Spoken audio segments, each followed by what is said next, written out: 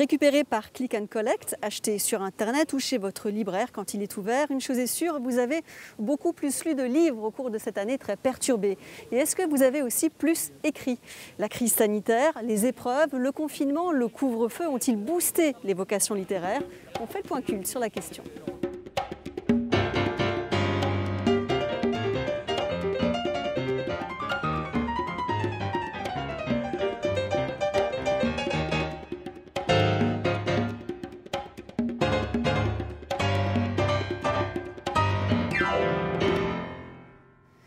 Bernard Deloupy, Une pente, c'est le titre du livre que vous avez publié entre les deux confinements. La pente de votre personnage, c'est une pente qu'on monte comme nous aujourd'hui ou c'est une pente qu'on dégringole? Justement, en fait, c'est bien le choix qui est donné à chacun. Une pente, elle est là en tant que telle et en fait, on a soit la possibilité de sombrer dans la mélancolie, dans la sinistrose et puis se laisser glisser le long de la pente, ou alors il nous appartient de décider de la remonter avec la griffe, avec les dents.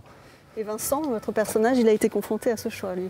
Vincent, absolument, il a une vie, le pauvre, une vie terrible. Il a perdu ses grands-parents, ses parents, son meilleur ami et surtout sa fiancée le lendemain du jour où elle avait accepté sa demande en mariage. En tout cas, on vous connaît davantage sur un registre de polar, un crime sur la prom, Crime au Cap et toute la série. Là, c'est un style de livre plus de recherche personnelle, d'introspection. C'est lié à cette période de confinement ? C'est totalement lié, c'est-à-dire que se retrouvant dans cette période de confinement, on rentre dans une sorte d'introspection, bien que le confinement, ça soit une décision quelque part volontaire d'un auteur, on est auto-confiné par vocation, mais ça m'a donné l'occasion de me dire, mais finalement j'aimerais bien laisser passer un message à mes lecteurs et en profiter aussi pour restituer énormément de pépites que j'ai eu la chance d'accumuler dans ma vie, en interviewant à mon tour des gens comme Boris Cyrulnik, Pierre Rabhi, des philosophes, des psychiatres.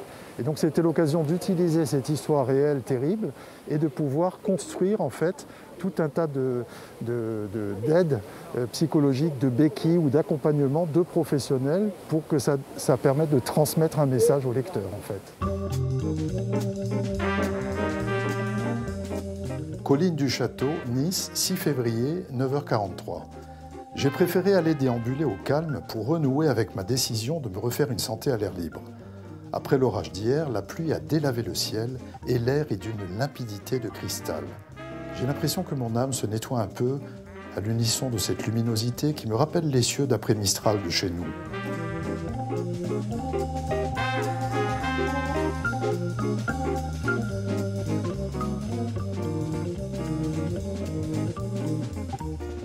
Bonjour Marie-Hélène Serra. Bonjour. Vous connaissez Bernard, je ne vous le présente pas. Très bien. Bonjour Marie-Hélène. Ça va Bernard?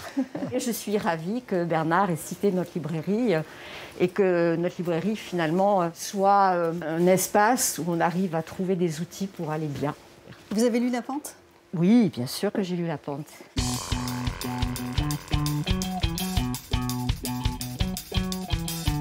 Tout à fait réalité.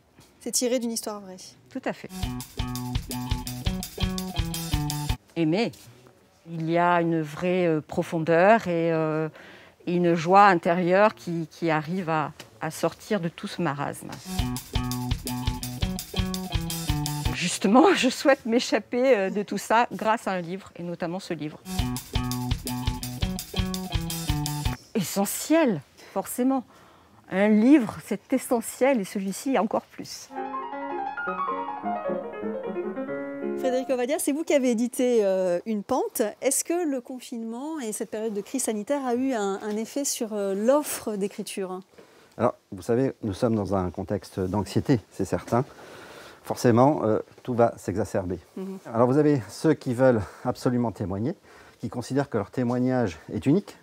Ils veulent absolument parler de cette situation. Vous avez ceux qui sont des professionnels de l'écriture. Mais alors, ils accélèrent complètement leur production.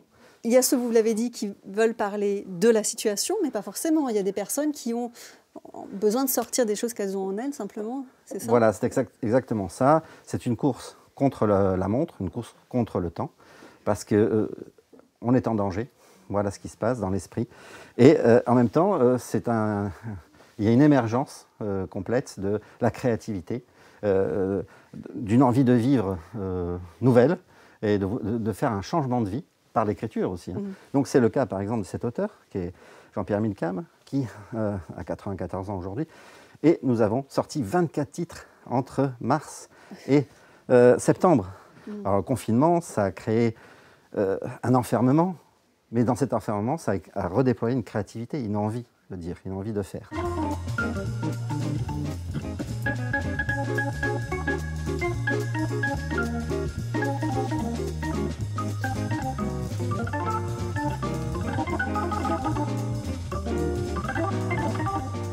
Bonjour à tous et je suis vraiment ravi de vous retrouver ce soir. Aujourd'hui, nous allons démarrer sur une des parties les plus importantes, c'est-à-dire l'intrigue. Donc vos apprentis auteurs, ils écrivent surtout des fictions, des nouvelles, c'est ça? Oui, en fait, ce qui s'est passé pendant ce confinement, les gens se mettent à rechercher en eux des ressources et font ce qu'ils n'ont jamais voulu faire jusqu'ici. Parce que dans ce monde anxiogène qu'est la crise, eh bien, on se rend compte que les gens, en créant une fiction, créent des personnages, créent une histoire, créent un environnement, et ils se créent une bulle, en fait, ils font un pas de côté, une distanciation par rapport à cette société anxiogène, et ils récupèrent une sorte de catharsis, comme on disait, de cette anxiété ambiante.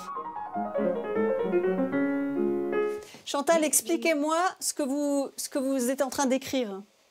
Alors en fait, moi, mon idée de confinement, ce sont des bulles de champagne qui sont confinées dans leur bouteille. C'est du confinement positif, ça. Merci Chantal. Peut-être Alice, quelle est votre histoire à vous dans votre nouvelle? Alors mon histoire, c'est quelqu'un qui est confiné, un homme, un ancien producteur d'Hollywood, donc qui est confiné dans une maison, mais il va se rendre compte qu'il n'est pas confiné que physiquement, il est peut-être aussi confiné dans sa vie, dans sa tête, et peut-être que ce confinement physique va l'amener à dépasser son malheur. L'écriture essentielle ou non essentielle? Je pense que c'est essentiel. C'est le cas pour nous tous, hein, ici. Si on n'écrit pas, on n'existe pas.